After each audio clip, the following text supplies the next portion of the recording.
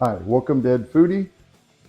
It's football season getting started, so I thought I'd come up with a nice dip. Very hearty. It's called Cheeseburger Dip. It's going to have all the ingredients of when you make a cheeseburger. So we're just going to mix them all up and put them in a big pot. Serve them with tortilla chips or crackers. Actually, if you made it thick enough, you could probably go ahead and make little like a sloppy Joe, call them sloppy burgers or something. Little mini hamburgers. So let's get started. So it's actually a pretty simple recipe, and I know I'm going to love it. I'm starting with, okay, I've got a big soup pot or a Dutch oven. I'm starting with 1 pound of very lean ground beef. I'm using 90%. 93 would probably even be better. All right, so we're just going to fry this up, put in a little bit of salt and pepper.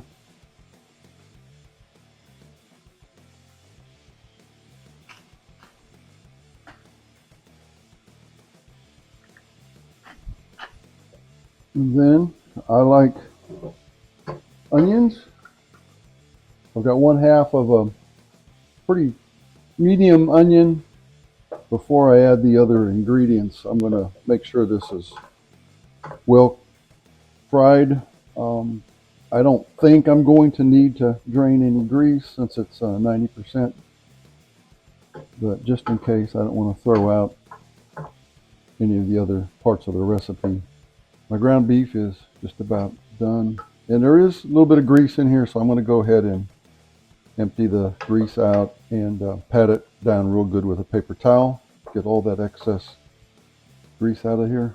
All right, I've drained the excess grease off. I've turned my burner down to like a low, medium low. To start with the base for the dip, I'm going to start with 8 ounces of cream cheese. I've got it somewhat softened. Actually, when I do cook burgers, I like to mix my hamburger meat up with Worcestershire sauce. So we'll put in a tablespoon of Worcestershire sauce. And these measurements, you can add more or less or leave them out. So this is going to give us a nice, it'll thin it out, give us a nice liquid base. Then to get the real cheeseburger look and taste, we'll add, I got a package, 2 cups of cheddar cheese.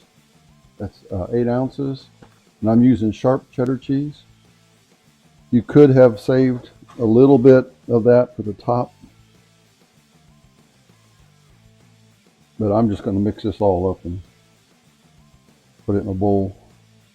All right, that's melding pretty good. Now let's just add in our other cheeseburger items. I love mustard, so I'll put in a good tablespoon. I'm not the wildest for ketchup on my burgers, but I'll put in maybe a teaspoon or so. All right, for the tomato, I'm going to put in a 10-ounce can of mild tomatoes with green chilies. I'm going to start maybe with half of the can, and we'll see how it looks. To me, the most important part, I got 2 pretty good size dill pickles that I've chopped up. So for me, the most important parts of this was the mustard and the dill pickles.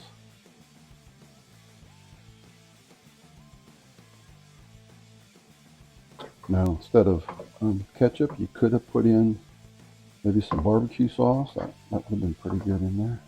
All right, let's go ahead and put in the whole 10-ounce can of the diced tomatoes with green chilies.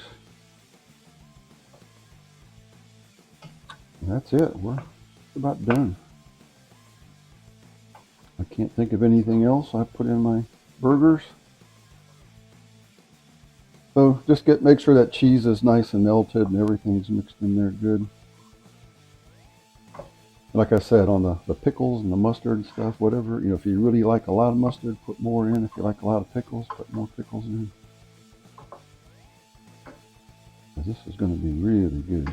Also, if you think it's maybe a little too thick, I saved back that water, the liquid from the tomatoes.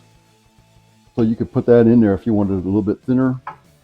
That'd give it a really nice flavor and a little more spicy.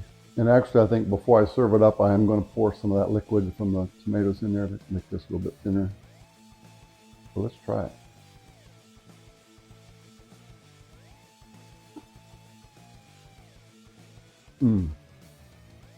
Good. Yeah, the dill pickles, wow, really makes it good.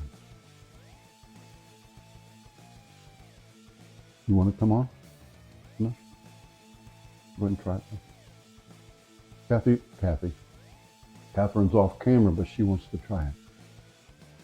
We can listen for her if she likes it or not. It's a 1 thumbs up. Okay. If you like the video, give me a thumbs up. Please subscribe to Dead Foodie right over there. Thank you for watching.